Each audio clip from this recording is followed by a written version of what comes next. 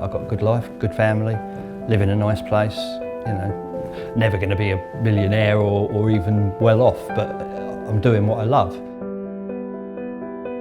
That was a major turning point for me because I looked at the picture of me with it and the picture of him and thought, I've been brought up on that book, you know, I know every word in that book and I've actually caught one of those fish. I spent quite a lot of time on a lake in the Cotswolds that in retrospect probably didn't have any carp in it. It was a new syndicate, everyone had just started and we were all in the same boat and there was a lot of information sharing and we had the lodge there as well. And we had lots of parties in the lodge, so there was lots of downtime, lots of socialising. You know, I'm not silly enough to think they've all got big fish in just because they're big, but yeah, you start to think what else is out there, you know? And there were lakes out there. Turn up next door to you on the beach. Exactly, that's what I'm trying to get at. Go fishing, go somewhere else. What would you class as the most significant stage of your early days as a carp angler? Like, when was the moment when you thought, do you know what, there's more to this and I'm going to pursue a different life? I don't think there's a pivotal moment. I think it's all been steps along the way. You know, you can look at when I caught my first 20 pounder, or my first 30 pounder. I think when I realised I could make more of it, I could become, because obviously I started off reading, you know, Carp Fever, Carp Strikes Back, and you know, and that was all hallowed ground. It was like, wow. I think when I went to Harefield was a turning point for me. I went to Harefield, I caught a fish, a 30 pounder. I caught my first 30, but my second 30 was 33, I think. And it was a fish that was actually in Hutch's book, with Paul Gummer holding it. And that was a major turning point for me because I looked at the picture of me with it and the picture of him and thought, I've been brought up on that book, you know, I know every word in that book and I've actually caught one of those fish. And I met people there, Ian Booker, Don Hipkin, people, you know, old school proper anglers, and was fishing with them and became friends and thought, there isn't a difference, you know? Yeah, they've been doing it a bit longer, but we're all fishing the same sort of lakes, we're all catching, I can catch what they're catching, sometimes more, sometimes less. And I think that was a major turning point where I thought I'm actually part of the scene, fishing in that sort of valley up there in the Colne Valley. With your bowler hat? With my bowler hat, yeah, and drinking in the horse and barge with all of them and you know, being accepted into part of the scene really, and yeah, living that, because don't forget that was an amazing time to be carp fishing. You know, the social aspect then was just out of this world. It was great. And in a way, it seems to me that throughout your career, once you realised, your career in inverted commas that is, you're fishing, should I say? Yeah. Yeah, it's a strange terminology, that career, isn't it? Yeah. You know, it we'll is, leave the industry career. Yeah, it sort of is, but at the same time, it's a passion as well. So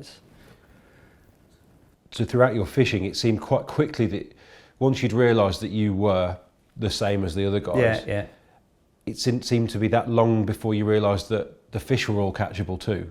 Yeah, that's a major thing. I mean, and again, that one fish I just referred to, that made me realise that if I can catch that, I can catch anything. And you go on a new lake and you only need that one fish and you just think, you know, if I can catch that one, I can catch all of them. And that's always been my mindset really, that yeah, once you realise carp are just carp, because they are, aren't they? At the end of the day, they're just fish. They're hard to catch because they're either pressured or there's not very many of them in a big environment. But at the end of the day, there's no one magic thing to catching them all. But once you realise they're all catchable, it takes away that sort of self-made barrier. You know, it's confidence. That's what it is. It just gives you confidence. Because a lot of anglers, or for a lot of anglers, the barriers, self-made or otherwise, are important to kind of establish the quarry as something that is almost supernaturally hard to catch. That's never been your view, has it? No, because I don't think they are supernaturally hard to catch. I don't think they're, you know, I can't say they're not hard to catch because they can be, but when you get everything right, they can be surprisingly easy to catch. They've only got very little brains. Given that once you've caught that first one from any lake, you kind of know that the rest will fall, generally. Where is the real pleasure for you? Where is which are the bits of it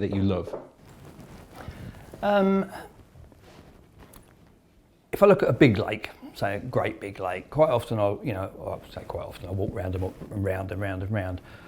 I see areas that I'd like to catch from and things that I'd like to do as much as just the stock that's in there. I think, I look at an area and I have this little daydream about fishing in this little bay and doing this and that.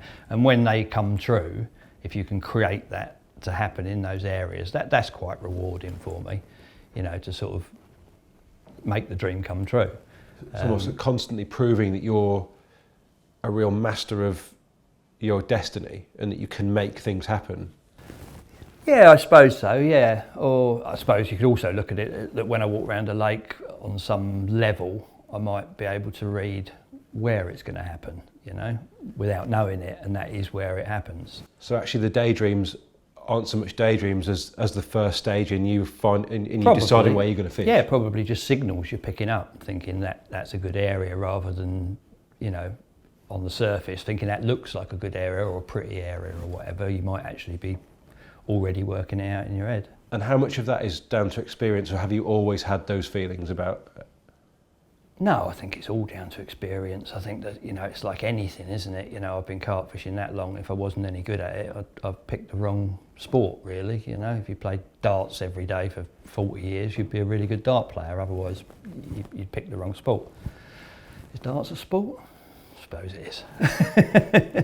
But you know what I mean? Every time you go fishing, you learn something. I learn stuff even now. There's always something to learn with fishing, because you're fishing for, fishing, it's not like darts or any set sport. The dartboard moves about. The dartboard's got its own mind. So there's always a variable with fishing, which is what makes it so interesting. Do you see in other people, firstly, the same sort of attributes that you have, and also do you see in other people a real struggle because they don't see the same picture? I think, a lot of people don't see it. But I think people that devote as much time as I have to it get it. Otherwise, I think they drift away. A lot of people come into it and want to just have the gratification of catching a great big carp, and that's fair enough. But those sort of people aren't the people that are going to last and be. A lot of people are good on one water. They fish one lake and they get very, very good at it. But I think the test of a very good angler is someone that can go to any water and turn everything round in their favour. I think that's the difference. To sort of turn that on its head a little bit, on the way up here, Elliot and I were talking about questions and stuff, and I'd kind of quite like to know whether you've ever had your backside handed to you by a lake, Dave. Is there anywhere it hasn't worked? I don't know, really. I suppose the Mere gave me a run for my money, 7 years. I had a lot of failures on there. That was odd going. I can't think of anywhere off the top of my head. Oh, for some reason, the Manor in Oxford, what's it called? The Linear Manor. I could not catch carp out of there. We only fished it in the winter and we didn't catch a lot, but everybody else caught the odd one. Chili had a few, Reg had a few. I could not buy a bite out of there. In fact, I even went back after having fished 2 winters on there. I went back early spring, just on my own, just to catch carp. I went back there, caught one and thought, that'll do. So when you moved away from Harefield, which seems to have been the sort of real pivotal step up, what was on your mind? What were you thinking about in terms of where would be next? I wanted to stay in the valley because I loved it up there, and I did actually, as it happened. I just moved from one side of the horse and barge to the other and fished Pit 4 for the next couple of years. I've never been one for planning. I am terrible at planning. I mean, I haven't got a lake to fish this winter because I forgot to plan a winter lake. I get very single-minded, sort of focused into one lake and everything else just disappears. I don't know what's out there. When I finish on a lake, I have to phone about my mates and ask, what fish are about, what lakes are good. I'm not one of the. Some people keep almost like a scrapbook, don't they, of everything they want to do. I'm not like that at all. I'm useless at planning. Has it cost you fish? Not really. Like I say, I have been very fortunate. Things have come up, and I've been very fortunate that lakes have come up at their prime, at exactly the right time. When I joined Burfield, it was the start of a new syndicate, so it went from being very busy to only having 50 members. We had hardly any bank space to fish, but there was fewer anglers to fish it. Horton, that was a prime example. It was the first year of a new syndicate on there, which is great because everyone was brand new. There was no hierarchy or anything. No, things have come up, and like I say, I've been lucky with that.